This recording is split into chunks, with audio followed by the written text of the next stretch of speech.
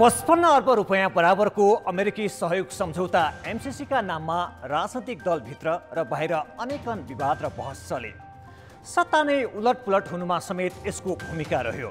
तर नयाँ सत्ता गठबन्धनमा पनि एमसिसी विवादित विषय बनेको छ।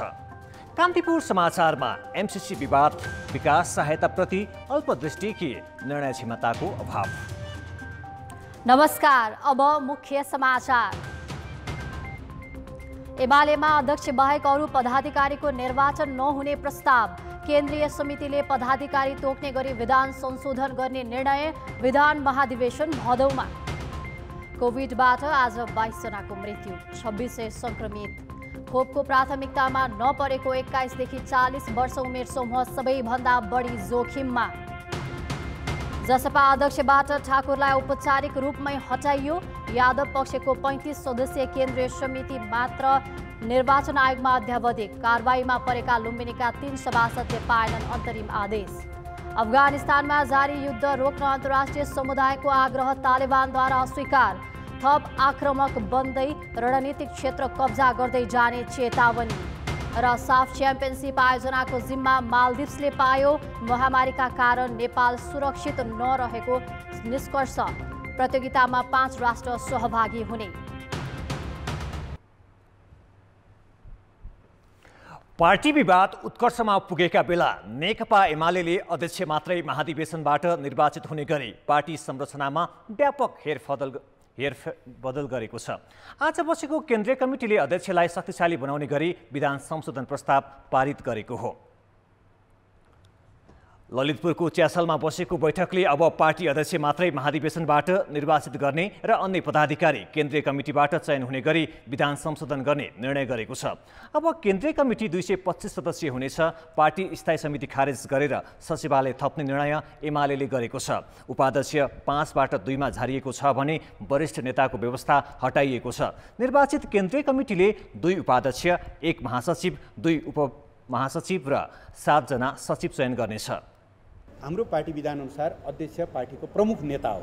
पार्टीको वैचारिक संगठनात्मक नेतृत्व गर्ने प्रमुख दायित्व अध्यक्षको भएको हुनाले त्यो अध्यक्ष महाधिवेशनप्रति एकाउन्टेबल हुँदा र महाधिवेशनबाट निर्वाचित हुँदा उसलाई त्यो अथोरिटी पनि प्राप्त हुन्छ र उसले ढुक्कसँग काम गर्न सक्छ भन्ने एउटा लामो अनुभव। पहिला हामीले महाधिवेशनबाट कमिटी चुन्थ्यौँ, कमिटीले महासचिव अथवा अध्यक्ष चुन्थ्यो।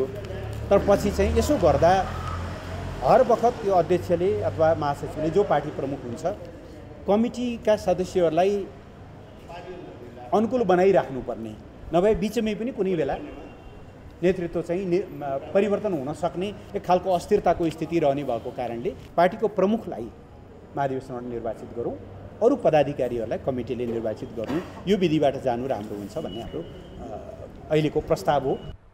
अब एमालेका केन्द्रदेखि जिल्ला तहसम्म सबै कमिटीमा अध्यक्ष मात्र निर्वाचित हुनेछन्। अहिलेको विधान अनुसार बहुपदीय संरचनामा चलेको एमालेका सबै पदाधिकारी महाधिवेशनबाट निर्वाचित हुने व्यवस्था छ।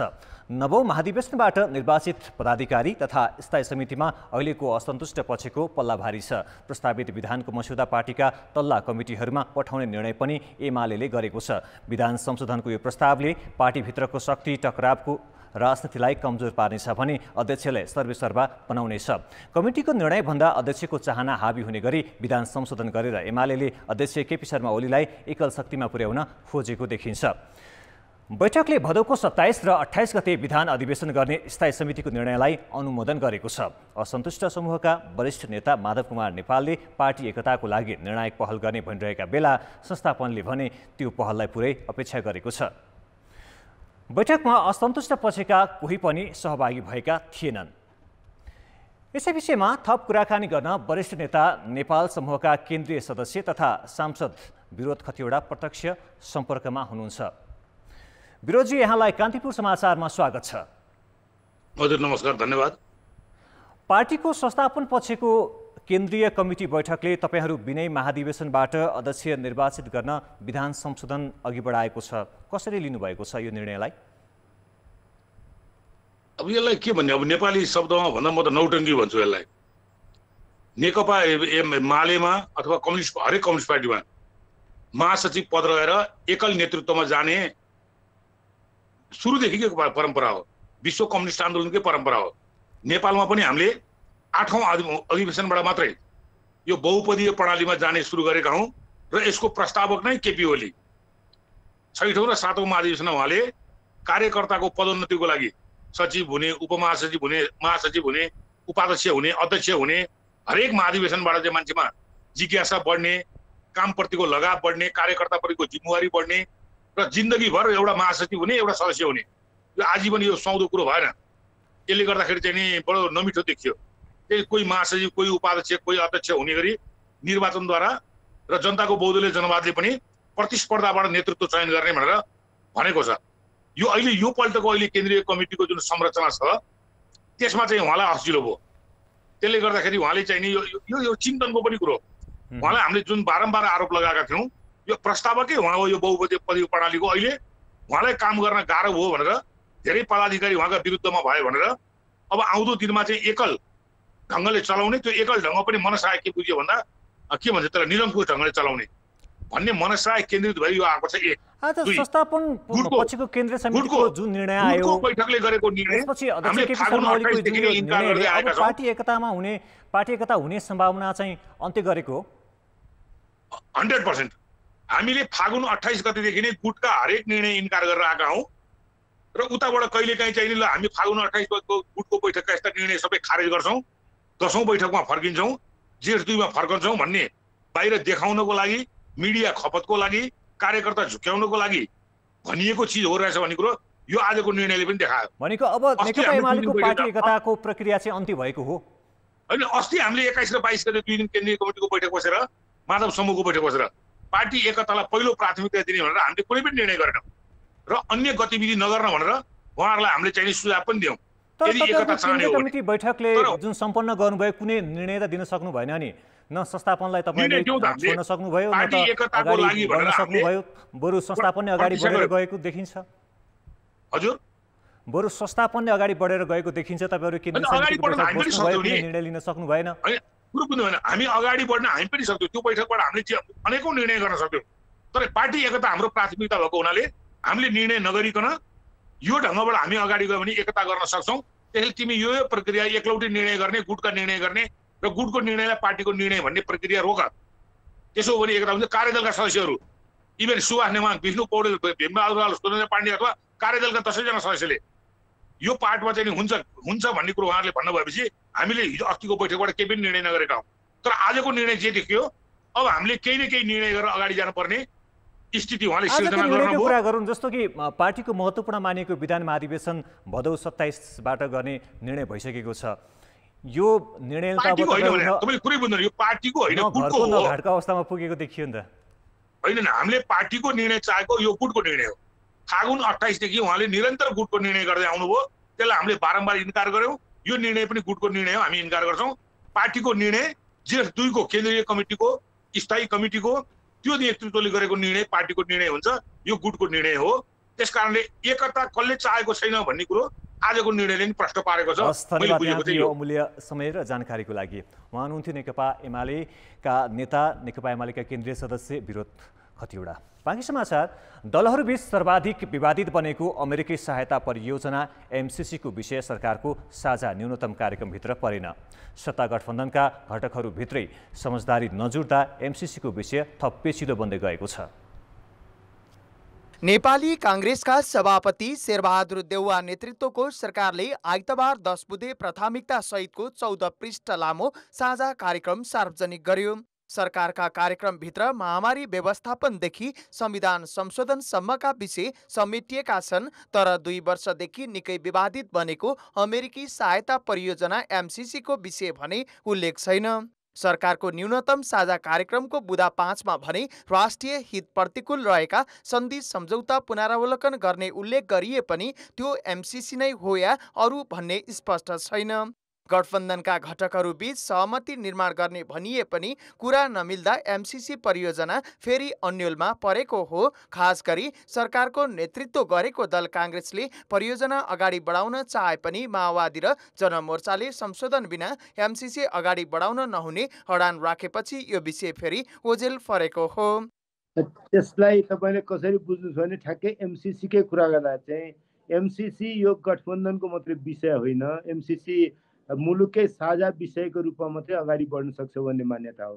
त्यसमाथि पनि अहिलेको यो परिस्थितिमा जुन बेला एमसीसीका बारेमा धेरै भ्रमहरू छन्, ती भ्रमहरू चाहिँ आम नागरिकका बिचमा रहँदाखेरि एमसीसी एउटा पार्टीले पास गर्ने, एउटा पार्टीले पास नगर्ने, एउटा गठबन्धनले पास गर्ने, एउटा गठबन्धनले पास नगर्ने विषय रहन सक्दैन। त्यसैले हामीले आम नागरिकमा भएको भ्रमहरूलाई पनि छिर्दै जानुपर्ने हुन्छ। 2076 असार 30 गते एमसीसी सम्झौता संसदमा दर्ता भएपछि दलहरू यसको पक्ष विपक्षमा विभाजित छन्। एमाले अध्यक्ष केपी शर्मा ओली नेतृत्वको तत्कालीन नेकपा सरकारले एमसीसीमा विवाद देखिएपछि अध्ययन कार्यदल गठन गरेको थियो। कार्यदलले सम्झौताका विभिन्न बुँदामा संशोधनका लागि सुझाव दिए पनि नेकपा कालमा एमसीसी सधैँ विवादित नै रह्यो। ओली सरकारले एमसीसीलाई बजेटदेखि राष्ट्रिय गौरवको आयोजनामा समेटे पनि अहिलेको सत्ता गठबन्धन पनि यो विषयको पक्ष विपक्षमा बाँडिँदा अन्यल झन बढेको छ। अब यो न्यूनतम साझा कार्यक्रममा नआउनु त के भने अब यसमा केही न केही पार्टीगत रूपमा समस्या भएको र जसले यी समस्याहरू उठाएको छ उनीहरू नै अहिले सरकारमा सामेल भएको हुनाले अहिले नआउनु स्वाभाविकै हो। तर यथाशीघ्र अब त के भयो भने यी सबै जसले यो बारेमा चाहिँ क्वेसनहरू उठाएको थिए उहाँहरू अहिले सरकारमा हुनुहुन्छ अथवा सरकारमा जाने कोसिसमा हुनुहुन्छ र उहाँहरूको बिचमा सरसल्लाह गरेर यसलाई कसरी निकास दिन सकिन्छ भन्ने कुराहरू अगाडि ल्यायो भने सबभन्दा राम्रो उपाय चाहिँ त्यही हो। एमसीसी परियोजना संसदबाट पारित नहुँदै यता सरकारले जग्गा अधिग्रहण लगायतका काममा 3 अर्ब रुपियाँ भन्दा बढी खर्च गरिसकेको छ। कान्तिपुर समाचारका लागि बाबुराम तिमिल सिन्हा, काठमाडौँ। जनता समाजवादी पार्टी जसपाले अध्यक्ष महन्त ठाकुर पक्षलाई कार्यकारिणी समितिबाट औपचारिक रूपमै हटाएको छ। निर्वाचन आयोगले जसपाको आधिकारिकता पाएको अध्यक्ष उपेन्द्र यादवको पक्षमा उभिएका 34 र तटस्थ 1 गरी 35 जनालाई कार्यकारिणी सदस्यका रूपमा अध्यावधिक गरेको हो। अब ठाकुर जसपाको अध्यक्षबाट समेत हटेका छन्। अध्यक्ष यादव नेतृत्वको केन्द्रीय कार्यकारिणी समितिको निर्णय अनुसार अभिलेखीकरण गरिएको आयोगले जनाएको छ। जसपाले अब 35 जनाको केन्द्रीय कार्यकारिणी समिति, उहाँहरूको केन्द्रीय समितिलाई चाहिँ केन्द्रीय कार्यकारिणी समिति भनेर नाम छ। केन्द्रीय कार्यकारिणी समिति 35 जनाको हुने भनेर जसपाको अनुरोध अनुसार आयोगले त्यसलाई अद्यावधि गरेको छ। अथवा जसपाको जुन केन्द्रीय कार्यकारिणी समितिको नामहरू अब आयोगको अभिलेखमा 35 जनाको कार्यकारिणी समितिको रूपमा रहेको छ। निर्वाचन आयोगको निर्णयसँगै ठाकुर पक्षमा उभिएका 16 जना पनि कार्यकारिणी समितिबाट स्वतः हटेका छन्। जसपाभित्र आन्तरिक विवाद चुलिएपछि निर्वाचन आयोगले इजलास नै गठन गरेर छिनोफानो गरेको थियो। सर्वोच्च अदालतले भूमि सम्बन्धी समस्या समाधान आयोग खारेजीको निर्णय तत्काल कार्यान्वयन नगर्न सरकारलाई अल्पकालीन अन्तरिम आदेश दिएको छ। न्यायाधीश ईश्वर प्रसाद खतिवड़ाको इजलासले आयोग खारेज गर्ने निर्णय कार्यान्वयन नगर्न आज अल्पकालीन अन्तरिम आदेश दिएको हो। अन्तरिम आदेश जारी गर्ने नगर्ने विषयमा छलफलका लागि अदालतले दुवै पक्षलाई भदौ 1 गते बोलाएको छ। विघटित भूमि आयोगका अध्यक्ष देवी गेवालीले आइतबार रिट दायर गरेका थिए।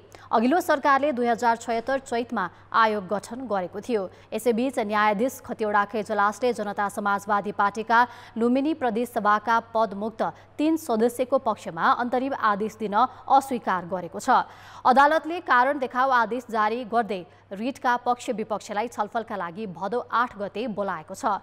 जसपाले लुम्बिनी प्रदेश सभा सदस्य सन्तोष कुमार पाण्डे, कल्पना पाण्डे र विजय यादवलाई सरकारबाट फिर्ता हुन नमानेपछि साउन 15 मा पदमुक्त गरेको थियो।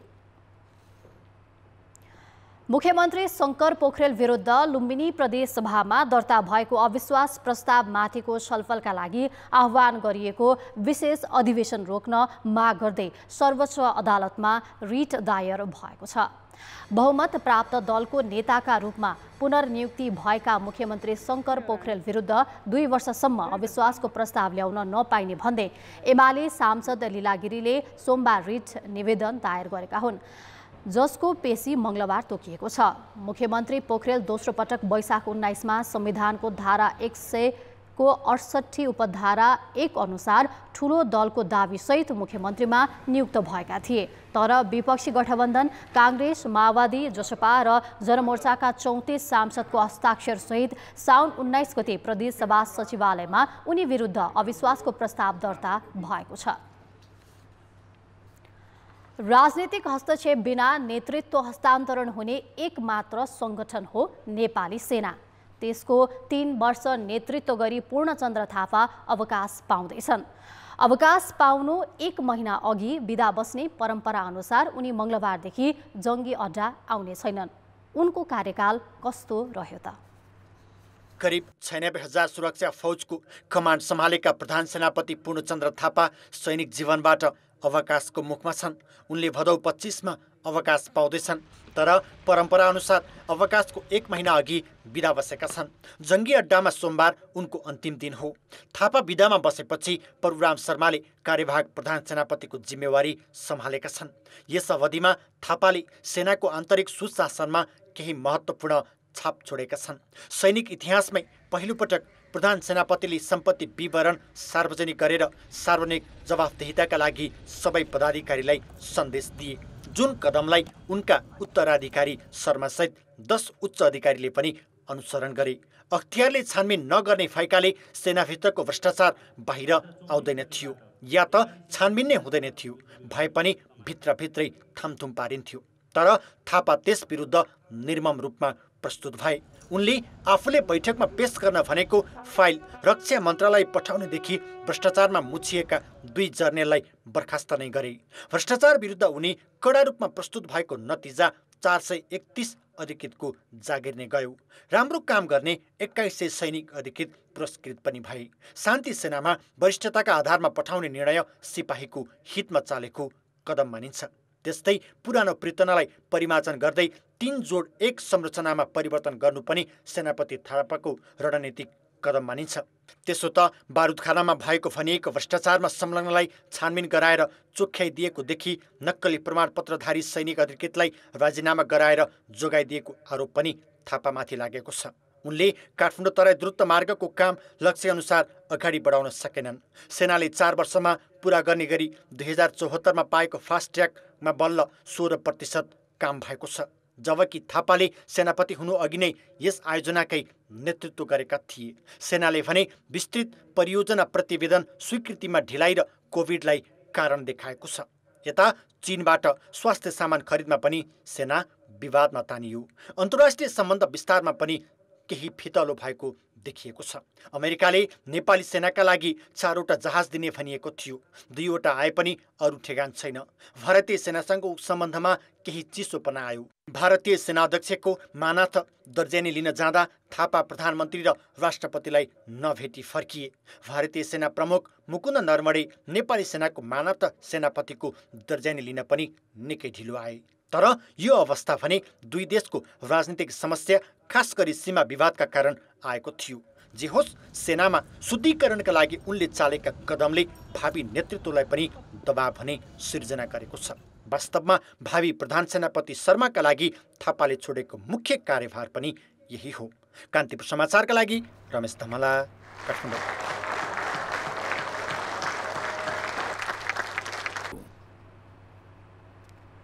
ब्रेकपछि पुनः स्वागत छ।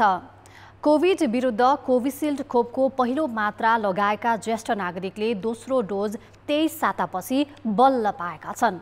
जापान र भुटानले एस्ट्राजेनेका खोप सहयोग गरेपछि सरकारले ज्येष्ठ नागरिकलाई आजदेखि दोस्रो डोज दिन थालेको हो। ढिलै भए पनि खोप पाउँदा ज्येष्ठ नागरिक खुसी त छन्, तर खोपले काम गर्नेमा भने उनीहरू ढुक्क छैनन्। चिकित्सकहरूले भने ढुक्क भएर लगाउन भनेका छन्। 63 जिल्लामा 65 वर्षमाथिका र 14 जिल्लामा 55 वर्षमाथिका नागरिकलाई फागुन अन्तिम साता कोभिडसिल्डको पहिलो डोज खोप दिएको थियो। त्यतिखेर ज्येष्ठ नागरिक र अग्रपङ्क्तिमा खटिनेहरू गरी 13.5 लाखभन्दा बढीले खोप लगाएका थिए। सरकारी मापदण्ड अनुसार उनीहरूले 12 सातापछि अर्थात् जेठ अन्तिममा दोस्रो डोज पाउनु पर्थ्यो, तर सरकारले खोप जोहो गर्ने सकेन।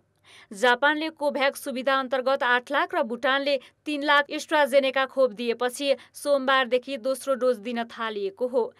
ढिलै भए पनि खोप पाएकामा धेरैले खुसी व्यक्त गरेका छन्। तर 12 सातापछि लगाउने भनिएको खोप 23 सातापछि लगाएकाले त्यसले काम गर्छ गर्दैन भन्ने उनीहरूमा अन्यल छ। राम्रो त अब आफू भनिहाले खोप लगाएपछि अब मरिँदैन भाइरस लाग्दैन भने आनन्द ढुक्क भयो नि त होइन। अब भाइरस लाग्ला कि भने डराएर बस्नु, खोप लगाएपछि त ढुक्क भयो। अब यो खोपले काम दिन्छ, कति वर्ष काम दिन्छ, कति महिना काम दिन्छ, अर्को दिनुपर्छ कि पर्दैन त्यो निश्चित छैन होइन। अब त्यो जानकारी हुनु पऱ्यो हामीलाई होइन। निश्चित अब यो खोपले कति वर्ष कति महिना काम दिन्छ, अर्को लाउनु पर्छ कि पर्दैन त्यो हामीलाई निश्चित भयो अनि ढुक्क झन् ढुक्क हुन्छ कि आनन्द हुन्छ नि त। खोप लाउनु पर्ला नलाउँदाखेरि ढुकचुक भइरहेछ के होला कि भन्ने अहिले अलिकति ढुक्क भयो नि, छोयो पनि यताउता हेर्नु पनि ढुक्क भयो नि होइन। होइन खुसी पनि छ कन्फ्युज पनि छ, किनभने अब यसमा नै खुसी छ अब सबैतिर खोप लगाइसकेँ मैले मात्रै लगाएको छैन भन्ने जुन त्रास थियो, दोस्रो डोज लाउन नपाएर छटपट्टि थियो त्यो चाहिँ पुरा भयो। तर अर्को एउटा डाउट के छ भने यसको जति भन्नुपर्ने जति काउन्सिलिङ गर्नुपर्ने स्पष्ट काउन्सिलिङ भएको छैन। मान्छे अहिले पनि डाउटमा छन्। म पनि सुई चाहिँ लाएँ तर यसले मलाई काम गर्छ कि गर्दैन, किनभने 12 महिना के अरे 12 हप्ता 16 हप्ताका कुराहरू आएका थियो, अब यहाँ त 6-6 महिनाको कुरा आयो। त्यसकारण अब एकातिर चित्त बुझाइयो सुई लाउन पाइयो, अर्कोतर्फबाट हेर्ने भने यसले काम गर्छ कि गर्दैन त्यो चाहिँ भगवान् जान्नु उपरवालाकै भर छ। मर्ने र बाँच्ने ठेगाना त छैन, तर पनि जे होस् इन्जेक्सन सुई लगाएपछि खोप लगाएपछि अलि राम्रो भयो त्यो। कोभिसिल्ड र एस्ट्राजेनेका दुवै खोप अक्सफोर्ड विश्वविद्यालयले विकास गरेको हो। बेलायतले एस्ट्राजेनेका नाम राखेको खोपलाई भारतीय उत्पादक कम्पनी सिरम इन्स्टिच्युटले कोभिसिल्ड भनेको हो। सुरुमा यो खोप 4 साताको अन्तरालमा लगाउनु पर्ने भनिएको थियो, पछि 8 साताको अन्तरालमा प्रभावकारी हुने भनियो। सरकारले 12 सातापछि भने पनि भारतले 16 साताको मापदण्ड तोकेको थियो। चिकित्सकहरूले पहिलो खोप लगाएको 25 साताभन्दा लामो समयसम्म शरीरमा एन्टिबडी रहिरहने हुनाले निश्चिन्त भएर लगाउन भनेका छन्। शङ्का लागे खोप लगाउन अघि एन्टिबडीको अवस्था जाँच गराउन सक्ने विकल्प छ। काम त नगर्ने कुरा प्रश्नै भएन, काम गर्छ। काम नगर्ने भए हामी किन दिन्थ्यो र त्यसमा चाहिँ दुविधा होइन। तर यति हो खोपको कारणले जुन एन्टिबडी भन्छ रोग यो प्रतिरोधात्मक क्षमता जुन चाहिँ कोरोना भाइरस विरुद्ध विकास हुन्छ भ्याक्सिन लगाइसकेपछि त्यसको मात्रा के कस्तो अवस्था छ मात्रा र त्यसको अवस्था के कस्तो छ भनेर यदि हामीले जानकारी लिन सक्यो भने मलाई जहाँसम्म लाग्छ उहाँहरूलाई पनि अलिकति आश्वस्त पार्ने एउटा बाटो रहन्छ भने पक्कै पनि एउटा सन्दर्भमा चाहिँ एउटा इट्टा चाहिँ थपेको सरह हुन्छ भन्ने मलाई त्यस्तो लाग्दछ। सोमबार बागमती, गण्डकी र लुम्बिनी प्रदेशमा दिन सुरु गरिएको दोस्रो डोजलाई मङ्गलबारदेखि देशव्यापी बनाउने भनिएको छ। जापानले 8 लाख र भुटानले 3 लाख एस्ट्राजेनेका दिने बताएकाले दोस्रो डोज नपाइएला कि भनेर अब चिन्ता गर्नुपर्ने अवस्था छैन। कान्तिपुर समाचारका लागि क्यामेरामा राजेन्द्र महर्जनका साथ अञ्जना लामिछाने, काठमाडौँ। 3 दिनदेखि घटिरहेको कोभिड संक्रमण आज फेरि बढेको छ। आज 2609 जनामा संक्रमण पुष्टि भएको छ। यस्तै कोभिडका 22 बिरामीको मृत्यु भएको छ। आज 10,500 जनाको पीसीआर परीक्षण गर्दा 1/4 कोभिड देखिएको हो। साउन 22 देखि दैनिक संक्रमितको संख्या क्रमशः घटिरहेको थियो। दैनिक संक्रमितको संख्या आइतबार 2150 मा झरेको थियो, तर आज एन्टिजेन परीक्षणमा पनि संक्रमण दर बढेको छ। 6100 भन्दा बढीको एन्टिजेन परीक्षण गर्दा 17% मा संक्रमण देखिएको हो। आज उपत्यकामा मात्र 950 संक्रमित थपिएका छन्। भक्तपुरमा संक्रमितको संख्या वात्तै बढेको छ। त्यहाँ आज 170 जनामा संक्रमण देखिएको हो। चितवन र कास्कीमा 200 भन्दा बढी संक्रमित थपिएका छन्। संक्रमणमुक्त हुने भन्दा कोभिड पुष्टि हुने बढी भएकाले सक्रिय संक्रमितको संख्या 36,000 नाघेको छ। 21 देखि 40 वर्ष उमेर समूहको युवा पुस्ता कोभिडको सबैभन्दा बढी प्रभावित देखिएको छ। यो उमेर समूहमा संक्रमण दर सबैभन्दा उच्च छ। दैनिक संक्रमित मध्ये करिब आधा यही उमेर समूहका हुन्। भिडभाडमा सहभागी भएको तर खोप नपाएको कारण युवा समूहमा संक्रमण दर उच्च भएको चिकित्सकहरूको भनाइ छ। सोमबार गरिएको पीसीआर परीक्षणमा 2609 जनामा कोभिड देखियो। तीमध्ये 1260 जना अर्थात् 48% 21 देखि 40 वर्ष उमेर समूहका हुन्। आइतबार गरिएको पीसीआर परीक्षणमा 2137 जना अर्थात् 47% यही समूहका थिए। एक साता यता दैनिक थपिएका संक्रमितहरूको लगत हेर्दा करिब आधा यही उमेर समूहका देखिन्छन्। साउन 1 यताको अवधिमा गरिएको पीसीआर परीक्षणमा करिब 55,000 मा संक्रमण देखिएकामा 26,500 अर्थात् 48% 21 देखि 40 वर्षका हुन्। सङ्क्रमणको हिसाबले सङ्ख्यात्मक हिसाबले हेर्दा र जनसङ्ख्याको बहुल्यता पनि हेर्दाखेरि सक्रिय उमेर समूहहरू जो बाहिर निस्किने धेरै मानिसहरूसँग भेटघाट हुने जसको पेसा व्यवसाय आदि कारणहरूले गर्दा सङ्क्रमण सार्न सक्ने जुन चक्रलाई सहजीकरण गर्ने त्यो सम्भावना बढी हुने भएको हुनाले त्यो उमेर समूह बढी सङ्क्रमित भएको देखिन्छ।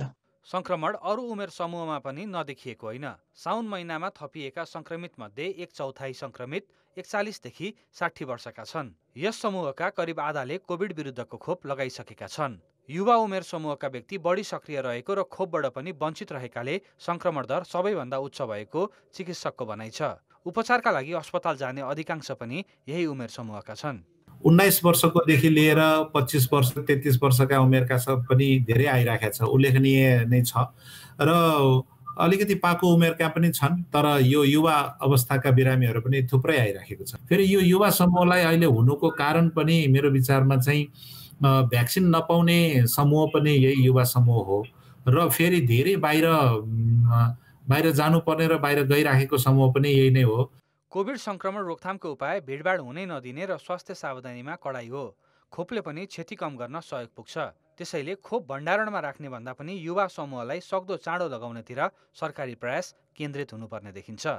कान्तिपुर समाचारका लागि कृपाल गौतम, काठमाडौँ। अब जनमतको अन्तिम परिणाम। जनमतमा हिजो हाम्रो प्रश्न थियो, सत्ता गठबन्धनको साझा कार्यक्रम कस्तो लाग्यो? ए उत्साहप्रद, बी कर्मकाण्डी र सी काम भए पत्याउला। जनमतको अन्तिम परिणाम यस्तो छ, ए उत्साहप्रदमा मात्र 10%, बी कर्मकाण्डीमा 25% र सी काम भए पत्याउलामा 65% मत प्राप्त भएको छ। अब जनमतमा आजको प्रश्न।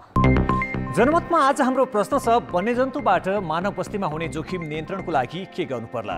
ए जोखिमका बस्ती सार्ने, बी तारबार लगाउने र सी सचेतना अभिवृद्धि। जनमतको अन्तिम परिणाम भोलि साँझ 8 बजेको कान्तिपुर समाचारमा प्रसारण गर्नेछौँ। कृपया NEWS न्युज /A B वा C टाइप गरी 34001 मा SMS गरी आफ्नो मत व्यक्त गर्नुहोला। अब जनताको आवाज। नेपालबाट चीन जोड्ने सबैभन्दा सजिलो र छोटो मानिएको कोदारी राजमार्गको सिन्धुपाल्चोक खण्ड भूकम्पपछि पटक पटक अवरुद्ध हुँदै आएको छ। यही सन्दर्भमा आज हामीले सोधेका छौँ, यो राजमार्गलाई 12 महिना सुचारू गर्न के गर्नु पर्ला? जनताको आवाज। व्यापारी त धेरै, अब यो ठुलो नाका हो पहिलादेखि होइन, तर यो नाकाको लागि चाहिँ तपाईँको अब सरकारले पनि त्यति छैन। अब सरकारको लागि अब ठाउँ ठाउँमा बाटो बनाएर राम्रोसँग गरेर त सुचारू हुन्थ्यो होला, तर सरकारको ध्यानै छैन यो तातोपानी नाकाको लागि चाहिँ। मर्मत गर्नु पर्यो, मिसिन चाहियो नि सडक विभागपट्टिबाट। मिसिन मन्त्रीहरूले पहल गर्नु पर्यो, हाम्रो सडक विभागपट्टिबाट पहल गर्नु पर्यो। मिसिन आउँदा यो सबभन्दा तयारी त पहिला पुलै चाहियो। 12 बजेदेखि तातो पानीको बाटो चाहिँ बिग्रियो भने बनाइहाल्नु पर्यो। नालाहरू राम्रोसँग सरसफाइ गरिदिनु पर्यो। यो खोलाहरूको छेउछेउ चाँडो जाली हालिदिनु पर्यो, प्लम हालिदिनु पर्यो। बाटो खराब छ, पिच गर्नु पर्यो। अब पुल नभए ठाउँतिर पुल बनाउनु पर्यो। भत्केको ठाउँहरूलाई मर्मत गर्नु पर्यो। यो बाटो कच्ची छ होइन, अर्निकोको हाइवे भन्छ, बाटो कच्ची छ। यो अब तपाईँको यो बाटोको लागि सरकारले सहयोग गरिदिनु पर्यो, यो माग गरिदिनु पर्यो। बाटो पुल छैन, त्यति भत्केको छ, बाटो भत्किरहेछ जहाँसुकै, जहाँ पनि जे भइरहेछ। सरकारले व्यवस्था गरेछ नि, यो बाटो लापरवाही बाटो छ। सडकबाट राम्रो बाटो बनाउँदै गऱ्यो भने चाहिँ नाका राम्रोसँग खुल्छ होला जस्तो भन्ने मलाई सम्भावना लाग्छ क्या। अब हिउँदाको लागि चाहिँ अब बाटो अब ठिकै हुन्छ, मर्मत त्यति गर्न नसके पनि बर्खाको लागि छिटै मर्मत गरेर छिटै चाहिँ गाडीलाई नाकालाई खुलाएर गाडी आसपास अब आउट जाउट गर्न पाएदेखि राम्रो हुन्छ।